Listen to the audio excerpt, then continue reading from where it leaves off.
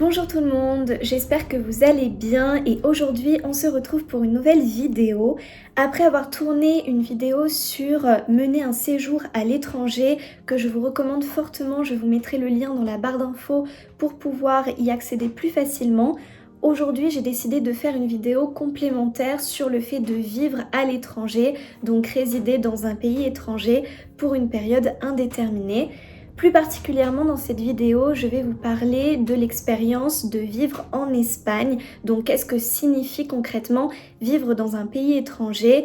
Quelles sont les démarches, les avantages, les inconvénients? Dans cette vidéo, vous allez tout savoir sur vivre à l'étranger et on commence dès maintenant. Évidemment, en premier lieu, la possibilité d'obtenir la double nationalité. Donc, dans notre cas, la nationalité franco-espagnole.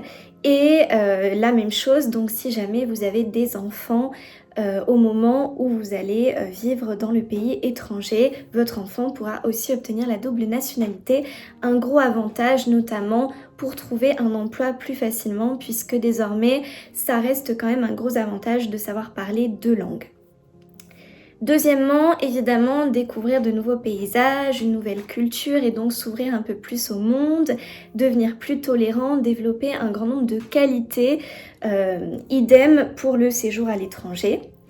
Et enfin, évidemment, ça vous permet de développer tout un tas d'expériences nouvelles pour vous. C'est vraiment une expérience super enrichissante, l'occasion de faire de nouvelles rencontres avec des personnes partageant une culture différente de la vôtre. En tout cas, tout un tas d'avantages qui sont vraiment à prendre en compte. L'inconvénient, surtout au début, je dirais que c'est, alors familièrement, l'effet un peu avoir le cul entre deux chaises puisque littéralement, il y a un moment en fait où vous ne savez plus vraiment si vous appartenez à la France, à l'Espagne, enfin vous avez l'impression en fait de n'appartenir ni à l'un ni à l'autre puisque désormais vous ne vivez plus en France, donc vous n'êtes plus forcément tenu au courant de la situation politique, sociale, vous avez l'impression de ne plus vraiment prendre part au changement de votre pays d'origine et en même temps vous ne vous sentez pas complètement inclus dans le nouveau pays puisque pour les Espagnols en fait vous restez français parce qu'obtenir la nationalité espagnole ça prend beaucoup de temps parce que finalement c'est toute une adaptation qui va demander quand même un certain nombre d'années et qui fait qu'au départ on se sent quand même un petit peu perdu, l'impression de n'appartenir à aucune nation, la difficulté à trouver sa place. Dans le domaine de la santé, je vous recommande fortement de faire une demande de la carte de sécurité sociale, donc la Sécu, en espagnol qu'on appelle el seguro social, qui permet en fait d'avoir accès à tous les centres de santé privés et aussi à un ensemble de soins, que ce soit en gynécologie, l'odontologie, tout un tas de soins auxquels vous n'aurez pas accès gratuitement si vous n'avez pas cette carte de sécurité sociale. En Espagne, le plus connu, enfin vraiment ce que la plupart des gens font, c'est d'aller voir Sanitas, donc c'est vraiment le groupe connu pour carte de sécurité sociale qui coûte environ 10 € par mois, donc qui est assez accessible et qui est plutôt pratique dans le cas où il vous arriverait quelque chose, au moins on vous prend tout en charge. Contrairement à la France, d'après ce que j'ai pu comprendre, en Espagne on n'a pas une mutuelle telle qu'elle et c'est certainement le cas dans d'autres pays. Pour le domaine de l'éducation, c'est un petit peu plus complexe si vous avez l'intention, alors si vous êtes étudiant ou que peut-être vos enfants iront à l'école, au collège, contrairement aux Espagnols par exemple, donc bon, en tout cas comme les Espagnols, il faudra payer donc les frais de scolarité. On a beaucoup de chance en France puisque en France, la plupart du temps, à moins que ce soit des écoles privées, tout est gratuit.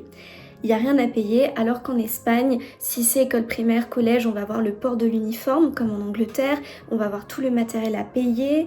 Et si on n'est pas d'origine espagnole, en plus de ça, on aura à fournir tous ces résultats scolaires obtenus en France, notamment, alors je parle pour l'université, et fournir donc toutes les structures d'enseignement qui seront traduits par un traducteur officiel, donc avec le sceau officiel, en sachant que c'est à peu près une trentaine de pages et qu'une page coûte environ 10 à 20 €, donc on parle quand même d'une certaine somme d'argent. Et pour l'université, il ne faut pas oublier aussi de payer les crédits Donc c'est quand même une sacrée somme d'argent au final. On parle quand même de 1000-2000 euros pour pouvoir s'inscrire à l'université pour une année d'études. Dans le domaine social, alors là il y a beaucoup de choses qu'on peut faire, notamment faire la demande d'ouverture d'un compte bancaire, pardon. Un compte bancaire super important et ce qu'on peut faire, notamment faire la demande d'ouverture d'un compte bancaire, pardon. Un compte bancaire super important et super utile si vous souhaitez travailler sur le territoire étranger puisque ça facilite quand même les transactions et on a des entreprises qui n'acceptent pas du tout un compte bancaire étranger. Sachez que vous n'avez pas besoin de la pièce d'identité espagnole pour pouvoir ouvrir votre compte bancaire. Donc dès votre arrivée sur le territoire, si vous savez que vous allez y rester pour une longue période et que vous allez certainement travailler, ouvrez un compte bancaire dès que possible. Il y a quand même un certain nombre de banques en Espagne qui vous permettent d'ouvrir un compte bancaire comme BBVA, peut-être Santander, qui sont les banques un peu connues. Ça, c'est aussi quand même à se renseigner. Autre chose aussi que vous pouvez faire, c'est demander un NIE. Le NIE, c'est le numéro d'identification à l'étranger qui vous permet également de travailler à l'étranger. C'est généralement un numéro qu'on vous demande. En fait, c'est presque l'équivalent de la pièce d'identité espagnole. C'est un petit peu, on va dire, entre les deux. Ça vous permet quand même d'être reconnu comme étant en Espagne. Et vous avez donc deux types de NIE. Vous avez simplement le papier qu'on vous donne qui n'atteste pas de votre résidence en Espagne. Et après, vous avez la possibilité de le demander vraiment sous la forme d'une pièce d'identité. Pour cela, donc, il faut vous rendre au commissariat. Et pour obtenir la pièce d'identité physique, alors là, c'est un petit peu plus compliqué. Il faut que vous ayez, par exemple, si vous travaillez sur place, que vous ayez un contrat de travail fixe et que vous le remettiez également au commissariat. De la même manière, si ça fait plus de 2 ans que vous résidez en Espagne, vous pouvez demander la pièce d'identité officielle en sachant que vous devez prouver votre résidence espagnole. Et pour cela, donc vous pouvez faire une demande d'empadronamiento, ce qu'on appelle l'empadronamiento en Espagne. En fait, c'est justement une preuve de résidence en Espagne. Donc vous vous inscrivez à la mairie.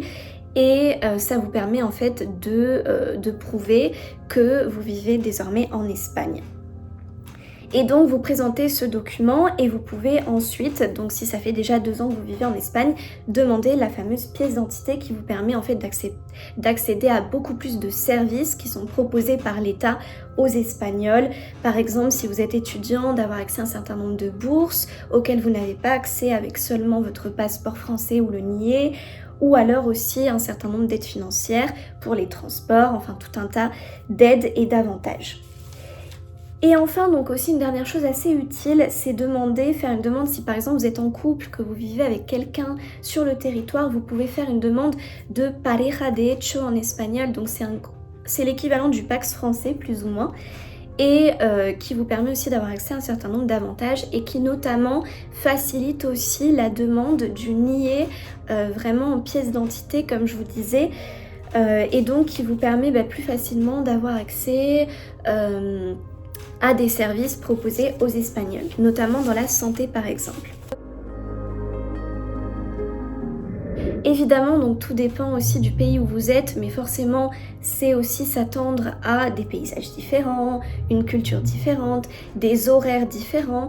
Par exemple, si on prend juste le cas de l'Espagne, on sait bien que les Espagnols, de manière générale, mangent plus tard et c'est pas juste un cliché. Le petit déjeuner, donc ça reste à peu près équivalent à la France, vers 8h. Après, donc les Espagnols, généralement, ils prennent un encas entre 10h30 et 11h. Le déjeuner, généralement, c'est vers 14-15h. Le goûter vers 18h et le dîner, après, c'est plus 21h, 22h. En sachant que les Espagnols se lèvent à la même heure que nous. Mais oui, ils mangent plus tard. Enfin voilà, c'est tout un tas quand même de changements qu'il faut prendre en compte aussi si vous avez l'intention de vous installer. Ça, c'est la même chose aussi pour un simple séjour à l'étranger. C'est s'adapter à une autre culture, à un autre pays et un autre mode de vie. Par exemple, en Espagne, la vie nocturne est très active. Il y a quand même ce sentiment de sécurité qu'on ressent pas forcément en France. Par exemple, vous pouvez très bien vous balader le soir vers 22h, 23h sans avoir vraiment ce sentiment d'insécurité qu'on peut avoir en France. Évidemment, tout dépend aussi de l'endroit où vous êtes. Et pour le coût de la vie, sachez qu'en Espagne par exemple, c'est assez équivalent à la France. Il faut savoir que le salaire est beaucoup moins élevé en Espagne. Le SMIC en France en net, c'est à peu près 1300 €. En Espagne, on est sur du 1000 €. Et pour vous dire, la vie n'est pas forcément beaucoup moins chère en Espagne. Alors certes, pour ce qui est de l'alimentation, on pourrait éventuellement dire que les fruits et légumes par exemple sont un peu moins chers, mais de manière générale, personnellement, je vois pas énormément de différence. Encore une fois, tout dépend évidemment de la ville où vous êtes. Les loyers seront quand même plus élevés si vous êtes à la capitale, à Madrid, ou dans des villes très touristiques comme Barcelone par exemple. Mais sinon, ça reste quand même assez similaire à la France pour pouvoir vous donner une idée. Voilà, donc écoutez, c'est à peu près tout sur cette vidéo. J'espère qu'elle vous aura plu et que désormais, vous savez à peu près ce qui vous attend si vous avez l'intention de vous installer à l'étranger. N'hésitez pas à laisser des commentaires et à vous abonner à ma chaîne YouTube afin de pouvoir recevoir les notifications des prochaines vidéos. Et en attendant, je vous dis à très bientôt pour une prochaine vidéo. Ciao ciao!